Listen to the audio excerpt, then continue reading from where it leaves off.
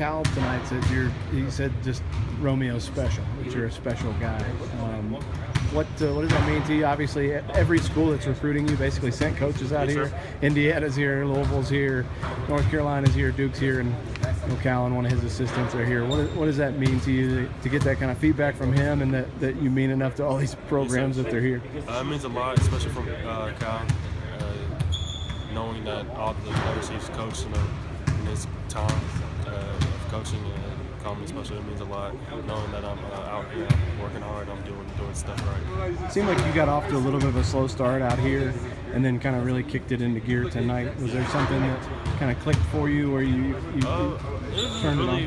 Really just like I was just getting used to it, getting my feet under me, and then now this day I felt like everything was coming to me. I had the ball in my hand a little bit more, and that's what I like to do. Like yesterday, I really didn't have the ball in my hand as much as I like to, but today I had the ball in my hand. I was making plays, playing aggressive, and I felt like this is the best I played out here today. Obviously, everybody kind of wants to know where you stand with recruiting. So, the area I'm in, Kentucky, Louisville, Indiana fans, they're all sort of on the edge of their seat. What's the latest with you in that process? Right now, I'm trying to get to cut my list down, probably to 7 by the end of the summer. So that's just the main thing. I don't really have a leader at this point, anybody that I'm leaning towards. But right now in the summer, I'm just like focused on being able to cut my list this summer. How much does that new Indiana staff prioritize you? How much contact have you had with Archie, and just have they made it known that you're going to be sort of priority number one for them? Yeah, that was like their main thing when I first met Coach Miller. That's the main thing. I was his main target, especially considering I was an in-state kid, and just like if I was to commit there, just all the things that would come to Indiana. That's his big pitch to me. How many people in your high school would prefer to see you go there over everywhere else? I really don't know, because our high school is a little bit different. We got a whole bunch of Louisville fans, a whole bunch of Kentucky fans. But that's just the main three. So it's a mix. It's Kentucky, Indiana, Louisville is pretty much. Yeah, then you got a few Dukes here, but it's mainly just Kentucky. Is there anybody that's really vocal? You got a teacher or a coach or a friend at school that really makes known where they want you to go? My English teacher, Miss Ponder, she's a Kentucky fan. She puts our Kentucky sense in here and there. She's probably the main one. What does she think? I assume she was pretty thrilled you were coming here to spend a few days with John Calipari. I don't think she knew I was coming here because I was out of school by the time. She'd be pretty happy, I assume. Probably, yeah. Is it helping? I mean, a bunch has been made about sort of the advantage of most coaches that are recruiting you, college coaches, don't get to then maybe spend 3 weeks with you, coaching you, traveling with you. Is that an advantage for Cal? Does it help in terms of him being able to sell himself to you? In some ways, yeah, but mainly just coming out here being to be coached by like Danny Manning and Coach Cal is just a really to get me prepared for college practices and stuff like that, to be able to, when I do make it to college, know how a college coach works and how he likes to practice and run and stuff. So when I do get to college, I'm a little prepared for it. And then I guess my last one would be the big news in our area this past week was the Louisville stuff kind of finally came down, that they may have to take a banner or two down and some of those things. Doesn't seem like a lot that's going to impact the program going forward, but does that hurt Louisville at all with you? Not at all. I mean, everybody should know that they were going to get in trouble. Just didn't know how severe it was, so I knew they were going to get in trouble. It really doesn't affect the way I look towards Louisville or like them. So I really just look at them the same way, and like it didn't even happen. Why doesn't it have any kind of bearing for you? Why is it sort of a non-factor? Going into when they offered you, I knew like they were gonna get in trouble for it. That's when like the stuff was coming out, and everybody knew they were gonna get in trouble. And if I didn't like them, I would have just put them off to the side, because I knew they were gonna get in trouble. So it really doesn't impact me. So how does a guy like Rick Pitino, as he addresses that with you, how does he approach it? How does he try to put you at ease about that situation? Before like they got ruled, wherever they got, he didn't like hide it from my family. He talked to us about it and stuff like that. So that was a good thing to know that he was being honest and truthful with us about the stuff. Where did you learn to play like you do?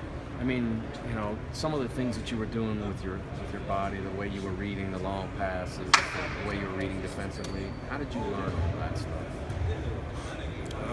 Probably just growing up. I used to play football. That's one thing my dad my dad wanted me to play football growing up, and then I stopped playing football because he wanted me to get that like aggressiveness and be able to take hits and like quick reaction things like in football and stuff like that. So that kind of helped me out in the long run. And then that's just the way I just move and stuff. That's just kind of how I am, just smooth. So what position did you play when you were a football player? I've really played every position. I mean, my main one was wide receiver, but I also played quarterback. The only time I played quarterback was really a QB sneak, and then I also played safety, cornerback. I was a kicker and punter. And how old were you when you finally walked away from it? 6th grade. 6th grade? Yeah. Okay. So was your dad disappointed when you gave it up then, or? Not really. He knew I was going to make a decision either way because I was good at both. So if I would have went to football, I would have been just as good as I was at basketball and football. But I really just decided to go to basketball to make focus on basketball to get to where I am today. So I want to focus on training for football and also stuff like that. So basketball is the only sport you've played since you were in 6th grade, since you left 6th grade. Yes, sir. Okay. Do you miss anything about playing football? Yeah, sometimes. Sometimes I would. I wouldn't mind playing for my high school team. Just go out there and play for the game, but I wouldn't want to do all the practicing and stuff for it. A lot fewer concussions in basketball. Yeah. So does playing in a state like Indiana, where there are a lot of good coaches, a lot of good teams, does that help you develop as a player? Yeah, I feel like it does, because Indiana's a basketball state, a lot of history in that state, basketball, and we got a lot of support from fans. We're probably like the best state when it comes to basketball, the big gyms, and they always get sold out. And then I play 4A, so there's a lot of good teams. It's really not no Christian league without playing that, so good coaches, and they have a lot of good game plans. So they throw like 2 guys at me, that just gets me prepared for AAU and playing elite players. A lot of guys in the state last year in particular went to, went to prep school. Some stayed in state to play prep school, but went somewhere elsewhere. You going to stay at New Albany? Yes, sir. And tell me why you feel like that's what you want to do. I mean, there's no point in me leaving now. It's my senior year. I'm doing good. Getting looks at by a whole bunch of colleges and stuff like that.